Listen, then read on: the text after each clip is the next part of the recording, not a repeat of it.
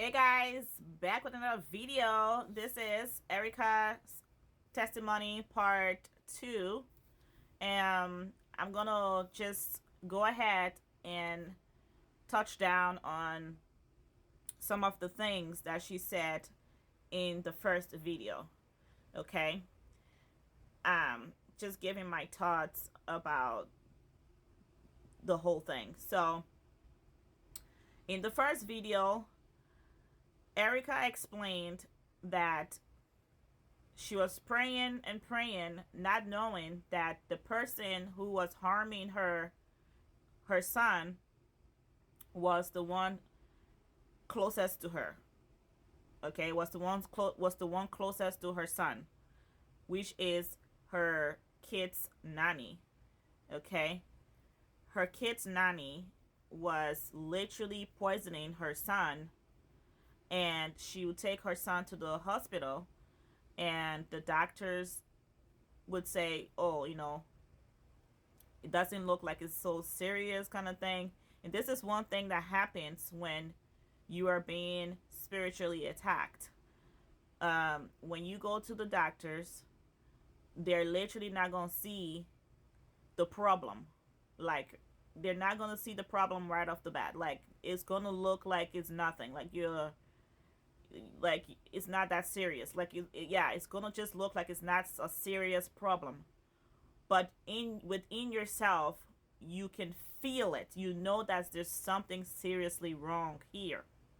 Okay, so to those who doesn't know this, and it has never happened to you guys before, you've never gotten spiritually attacked before, uh your health having gotten attacked spiritually before, so you don't understand or you don't know what this is about. This is what it's about. Like, you will go to the doctors and they literally wouldn't see the seriousness of your issues. So this is what happened to Erica when she took her son to the hospital. They literally said, oh, it's not that big of a deal, something like that. That's what she's trying to say. And also, when she went to the doctors, um, and said, because she said in 2023, she said that she found out she had fibroids, and she prayed about it, and then when she went back to the doctors, apparently it was gone. Like, they said that she did not have fibroids. So let's continue on, Erica's story. He didn't need to be admitted. So we head back, but on our way back home, here I thought my boy was going because the situation became so worse, and he started having those convulsions, and then we decided to just turn back, drive back to hospital, and we told the doctor what was happening. Immediately, the boy was admitted. Like, things just happened so fast. You could not even explain to anyone how this happened. The boy was healthy in the morning, in the evening the boy is sick, then you go to hospital and the doctor says come back tomorrow, then he's admitted, then he's in a bad condition, and that's how it was. So um, every So I just want to get some. I just want to get this out of the way. Okay, she just said her son health went bizarre. Okay, it was going up and it was down. It was up and it was down. Okay, left and right. Like, you wouldn't know what the hell is really going on, but you know there's something wrong. Okay, you know there's something seriously wrong. You could feel it. You could feel like, oh, I'm going to lose this person, because she just said she thought she was going to lose her son. This is something that happened to me, uh personally. My mom, this happened to her. So, and I watched this happen to my mom. She was being poisoned by the same girl, which is her stepdaughter, that was cooking for her in the house. And my mom, is like, her health was like up, down, up, down, up, down, up. She was literally being poisoned. Okay? And as time goes by, you as you listen carefully to this testimony is so similar like what happened to my mom. And that's why I'm trying to play the full video for you guys to watch, and I'm gonna continue to uh, stop it and then just explain my side of the story, I like where I want you guys to really get to understand. I'm gonna just explain that part. So let's get back to the video, guys. Oh, and the part where she said it escalated, the situation escalated, and like her son, all of a sudden it was just like everything is happening so fast. Same thing happening to my mom. Same thing happened, and she just said like her son, like in the morning he's fine, and then all of a sudden, whoops, his in the evening his health has gone um bad, like completely bad. This is what was happening to my mom.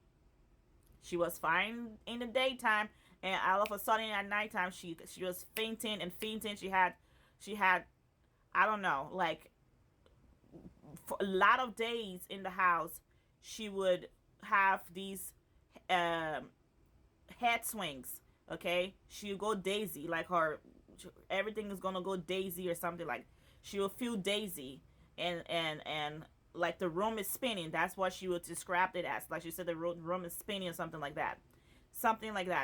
And very similar situation here.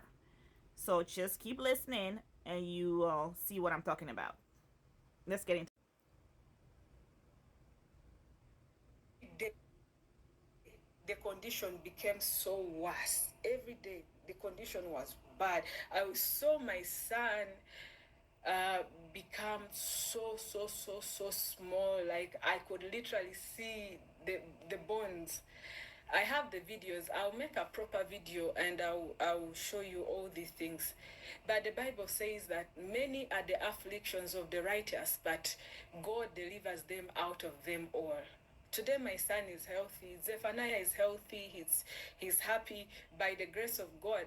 And to make matters worse, the person that was assisting me in hospital was the person that had poisoned the boy, and I had no idea.